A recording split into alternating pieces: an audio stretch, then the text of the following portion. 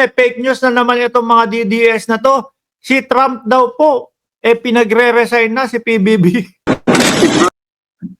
Pinagre-resign na daw po si PBBM. Medyo maliit po mga kababayan. Hindi ko masyadong makita. O, lakyan natin. Ayan. Sabi dito, to all Filipinos, learn to know the value of the Philippines. Trump described it for you. The Philippines is the most prime real estate from a military standpoint. So use this as a leverage, negotiate better.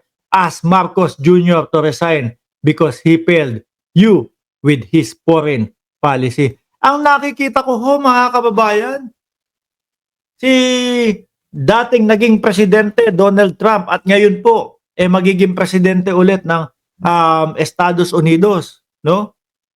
Nakikipag-ugnayan at tulungan po sa Pilipinas. Ang nakikita ko nga ho dyan, mga bossing, yung paglaban natin sa West Philippine Sea, no? Ng ating karapatan versus China, ang nakikita ko ho dyan, mga kababayan, mas palalakasin pa po ni President Donald Trump, mga bossing. Bakit to? Madaming maapektuhan dyan kapag kayo nawalan tayo ng karapatan. Halos lahat po ng barko, halos lahat po ng pandagat nagdadaan dyan sa West Philippine Sea. Tapos malaman mo sa China na. Di ba? Kung ano-ano na lang hong mga fake news. Ano naman kinalaman ni Donald Trump sa ating presidente, sa pag-upo ng ating presidente? Di ba, mga kababayan? Lahat na lang ho. Ang unang aayusin, no, ni Donald Trump, mga kababayan, ang bagong presidente ng Estados Unidos, yung mga nandoon sa bayan nila, na mga TNT, na mga nagtatago. Yun ang isa sa nakikita ko. Tsaka yung sinabi niya, napapatungan niya ng 60% na taripa ang China. Di ba? Kung ano-ano na lang mga pinagsasasabi nitong mga DDS na to, hindi nila alam kung ano yung mga sinasabi ho nila. Tuloy. And if you look at it, it's called the most prime piece of real estate from a military standpoint. So it's very important. Sabi ni Rosa Win, wala pong sinasabi si President Trump na ganyan. Fake po yan. Di ba?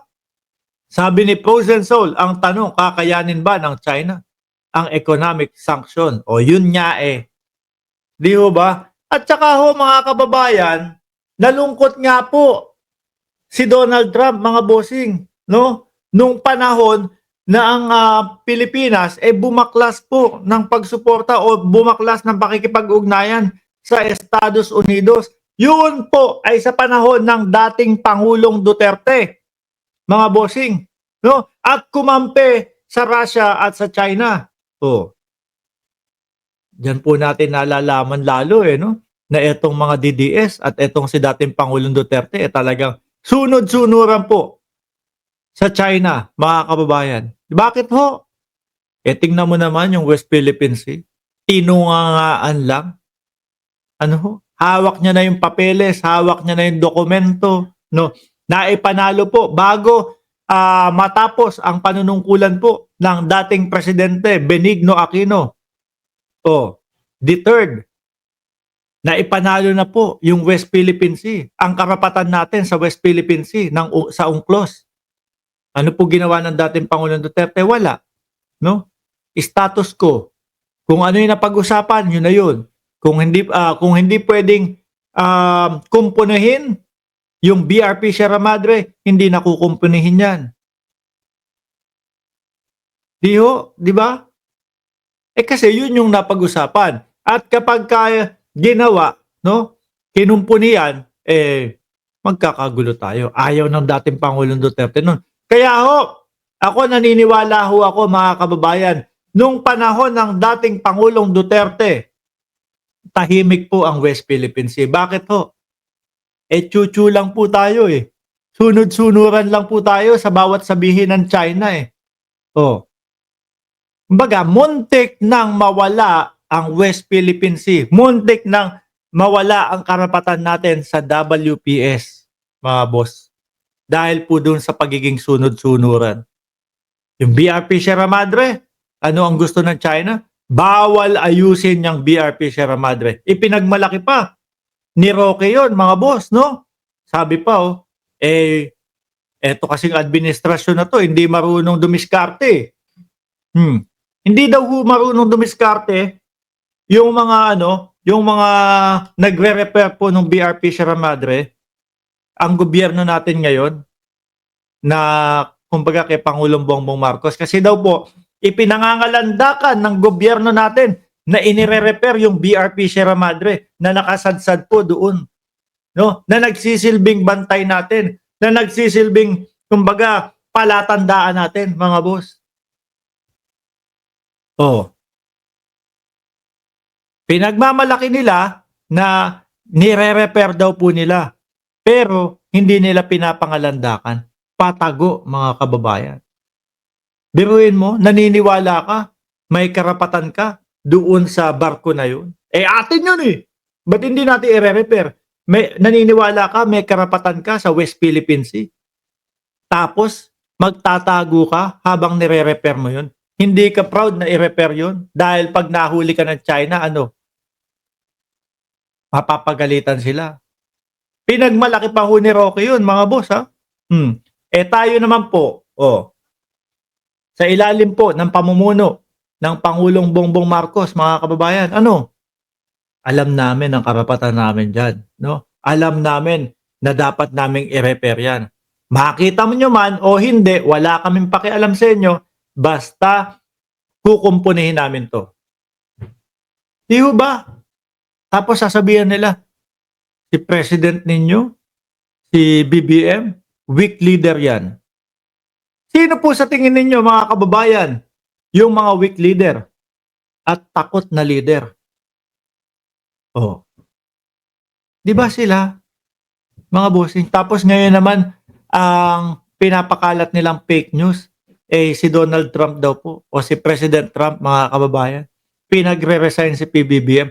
Ano naman kinalaman ni Trump sa Pilipinas? At kay Pangulong Bongbong Marcos? Baka siguro, ang pag-resignin pa nito, si dating Pangulong Duterte nung dati. No? Pinagtatanggalan niya, hindi, si Bato lang. Tinanggalan niya ng visa si Bato Di ba? Ang dating Pangulong Duterte hanggang ngayon, sa pagkakaalam ko lang hanggang ngayon, wala pang US visa yan. Kayo talaga. Panay kayo fake news, panay kung ano-ano sinasabi nyo. Sabi ni Frozen Soul, biruin mo, umutang ng trillions sa China. Si Digong para mag-build. Tapos, yung mga kontrata, sa mga negosyanteng in-check, din napupunta. Di ba? Parang iginisa ho tayo sa sarili nating mantika, mga bossing. Ang Pangulo ngayon, umuutang. Pero, marunong magbayad. Baka itong Pangulo na to na si PBBM, mga bossing, pagkatapos po ng termino na ito, ubos po o bayad lahat ng kanyang inutang. Take note, lahat ng kanyang inutang po. Hindi po ibig sabihin na bayad po yung utang ng buong Pilipinas. O baka, mabawasan pa po ni PBBM yan. Di ba, mga kababayan? Baka mabawasan pa po ni Pangulong Bongbong Marcos yung kautangan ng Pilipinas. Ganyan yan. Si Digong, iniwan sa atin, napakalaking utang. No? Tapos sasabihin, si Trump pinapababa na, pinag-resign si PBBM. Baka kung panahon ni dating Pangulong Duterte ngayon, baka nanawagan yan. Doon pa lang sa pagbaklas niya, nung maayos na relasyon ng Pilipinas at Estados Unidos, siguro nautusan ni Trump, bumaklas ka na dyan. No? Dito ka kumampi sa amin. Pag-usapan natin yung West Philippine Sea. Ayun mga kababayan. Ay, nako, mga DDS, paano ba yan? Tapos na naman tayo doon sa ating 4 na topic. Paano ba yan? No? Hanggang ngayon, hindi pa din kayo nagigising. Mamayang umaga, paggising ninyo, yung mga DDS dyan na hindi pa nakasubscribe, kung gusto nyo akong asarin, banasin, no? Bardagulin dito sa channel ko, mag-subscribe kayo para i-notify kayo ni YouTube. Di ba mga kababayan? Mahihina akong dumiskarte. Mahihinang dumiskarte. Sabi ni Pangulong Duterte, magsilabas kayo. Sabi ng PDP Laban, magsilabas kayo. Yung mga DDS, wala.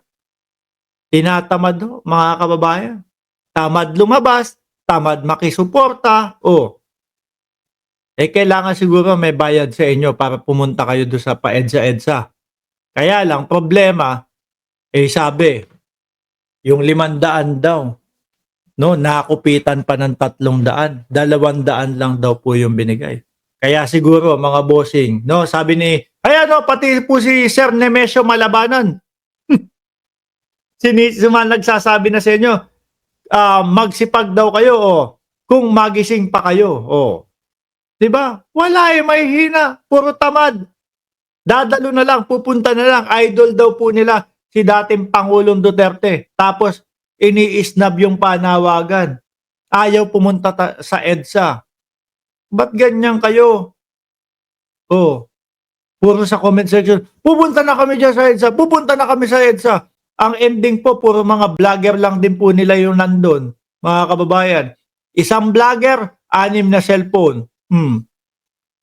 Pagka walang palipad, matamlay. Pero pag nakakita ng kulay green, kulay pula, o kung anumang palipad yan, sumisigla. Tumatapang. Ano? Sige, magsisugod kayo dito, ganyan, bla bla bla bla bla. Paliparan nyo ng paliparan para ganadong-ganado sila. Ano? Mga boss, si Pamo, sir. Sir Red, Ma'am Frozen, Janelle. At yung iba pang mga nandito, magpapaalam na ako sa inyo, no? Isang oras na din tayo. Maraming salamat and God bless po sa ating